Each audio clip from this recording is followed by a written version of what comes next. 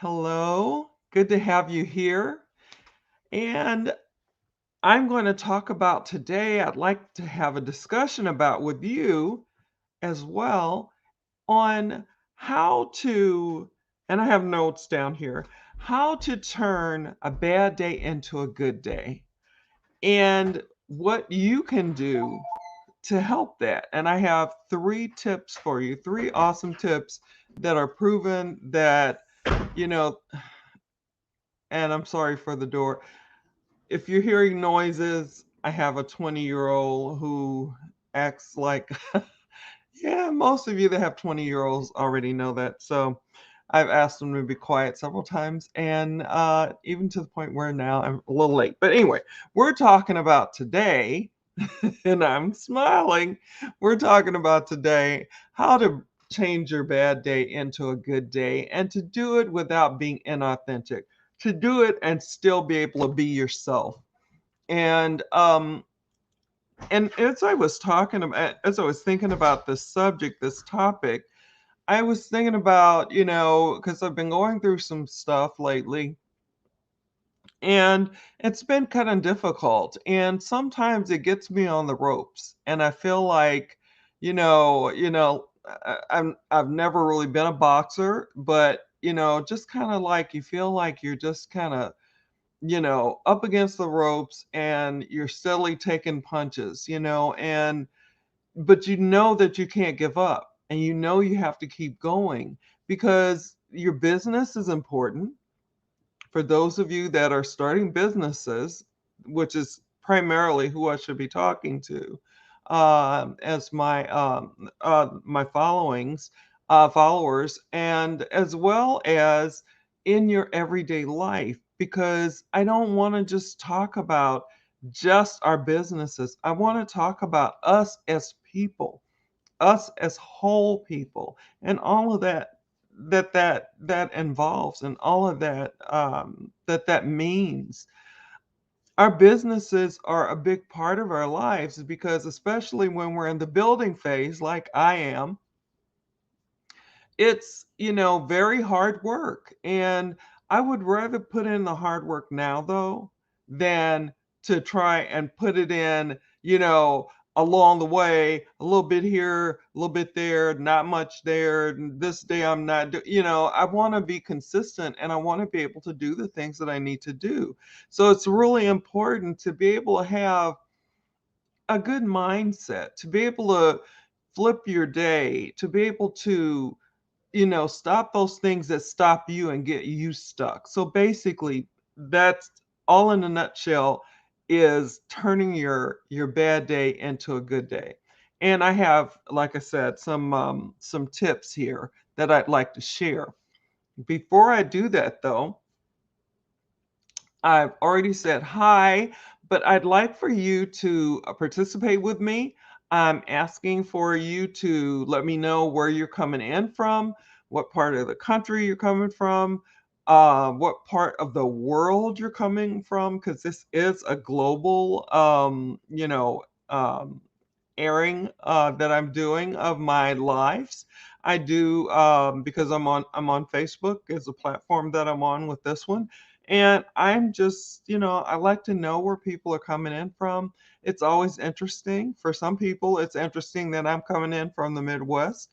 And for others, it's for me, it's interesting when people are coming from, foreign places that I haven't been to or have only read about or heard about. So if you'd love to drop that information in the chat, that would be great. You can do that whether you're here with me live now, or whether you're catching it on the replay, or whether you're catching it live but you can't get to it because you're doing other things but you're listening.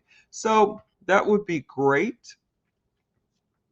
And to also give me your opinion, your questions, things that you're thinking about. And I'm trying to keep an eye on the time, still trying to cut back so that I'm not doing 20 minutes. I want to do less than 20, at least somewhere between 10 and 15 minutes to talk to you. But I don't want to break you, have your ear going, oh, she's okay, I got to go. So I'm just trying to find a happy medium there. So I'll be watching the chat, and I'll answer you after we're done.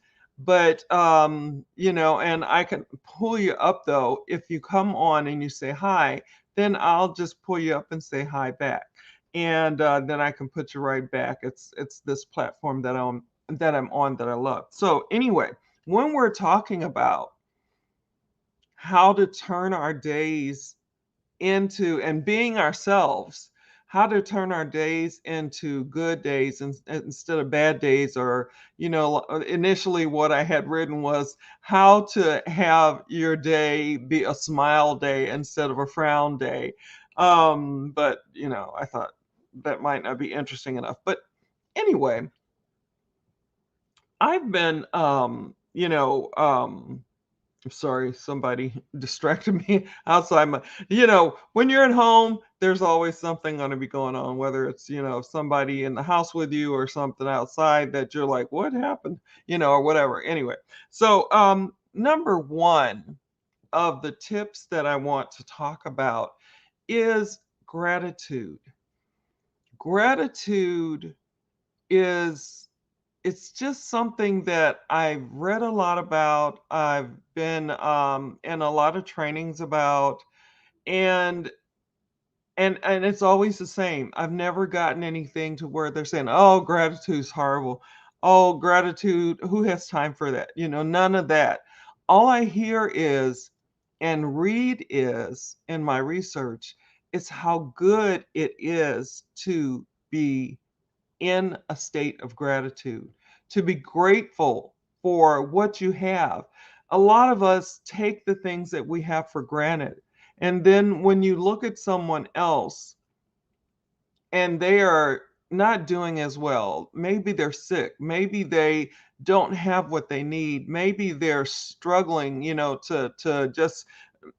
be to just be, and to, when you remember how important it is to be grateful for what you have, because when you don't have it, you really do understand what it is to, and you think about it, and I've been in that position.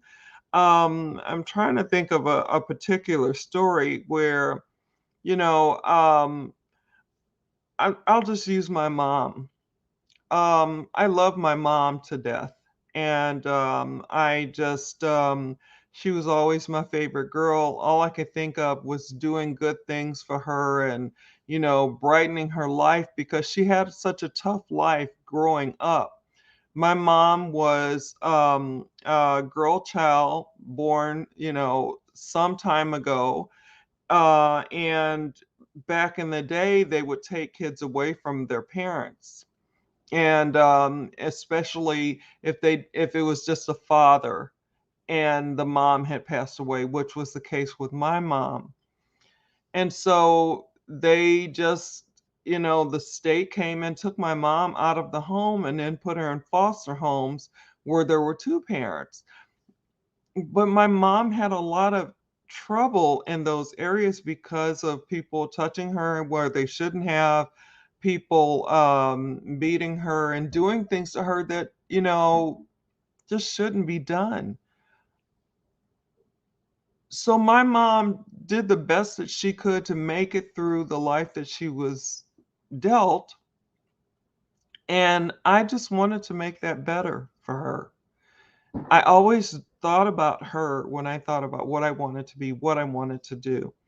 And I wanted to do something that was going to give me as much as I could get so that I could buy her a house and buy her a car and do her all these things. Reality set in and I wasn't quite able to do those things, but I did other things. So I would take her out to eat, I would take her to movies, I would just do different things for my mom because she so deserved to have a better life, and I was determined to make that happen. And then I lost my mom. You know, she went to be with the Lord. And that's tough. It's a tough story, but I was grateful for my mom while she was here. I did have 1 year that, we had a disagreement, and it was a really bad disagreement. And and I see my time is ebbing away, so I'll get through the story. But, I missed a year of time that I could have spent with my mom, and it still gets me. It still,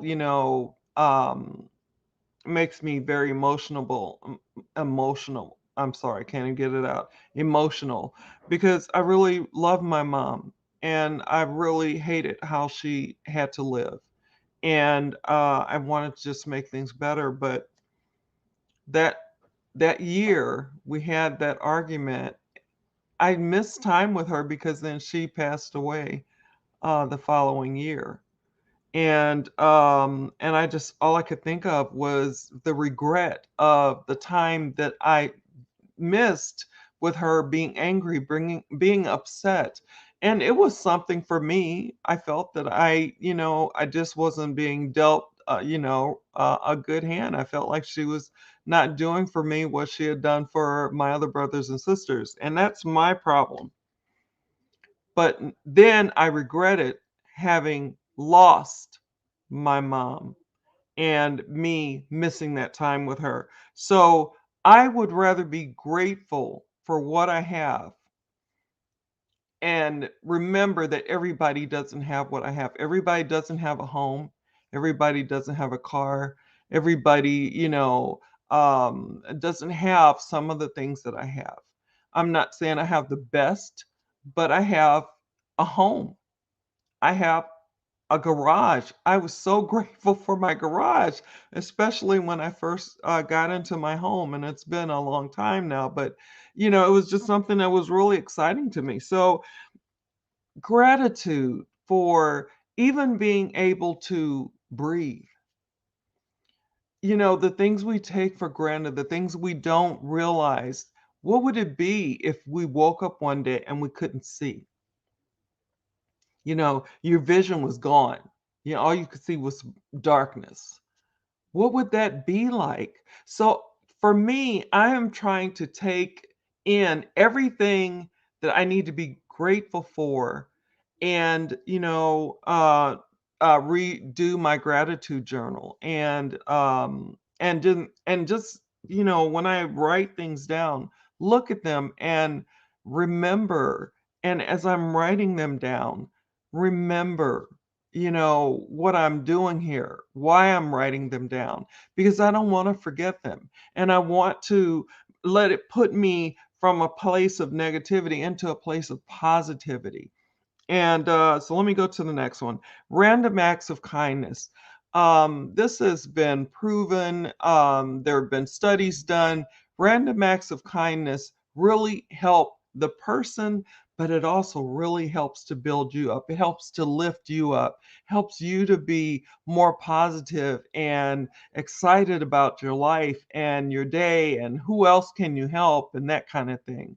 So random acts of kindness these are in no particular order. They're just the way that I put them down as I was thinking about them. And then the other thing is self-care. I wasn't very good at that. I didn't do a lot of self-care. I was busy taking care of everyone else. And I had to learn self-care was important as I started to have some cracks and some breaks and some, I'm like, what's going on, And I realized that I wasn't being kind to myself. I wasn't loving myself in the way that I should. And so, those are the three things. So, and self-care could be, just maybe you want to lay in the bed a little longer and read, a book or read your Bible or whatever, you want to do some exercises in bed, like for my back, a friend of mine had told me, as you're laying in bed, just bring your knee up to your chest and hold it for a little while and then let it go.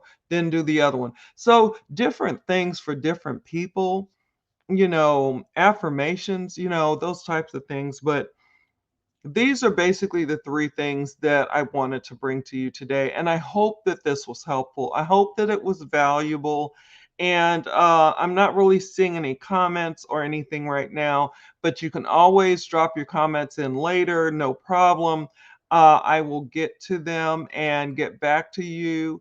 And like I said, you can still let me know where you're coming in from. It still would be a good idea, the great thing to see and to say, hey, that's a long way, you know. But we're global, we're online, we're virtual. I love being able to do this. So basically, those are it. Those are the three proven tips that I had for you. I hope, like I said, that they help. I am going to put on this video when it's downloaded, um, a it's sorry if you're hearing noise, the door. So I'm going to put on now I'm losing track of what I'm saying. Anyway, I'm going to put free um top 2 tips of it's called the Anti-Salesy Post. It's the top 2 posts that are actually getting people to come and be attracted to what it is you're saying. It people are tired of salesy. People are tired of being pitched to and sold to.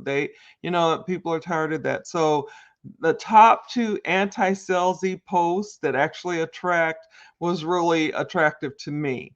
And it's something that I want to give to you as a free gift, and I will put it on the video when this is downloaded, and you can check it out. So I'm going to go on and get off here. Time is passing. And I hope that you have a great rest of whatever it is for you, wherever you are in the world. And I'm going to go ahead and get out of here. So take care. Bye now.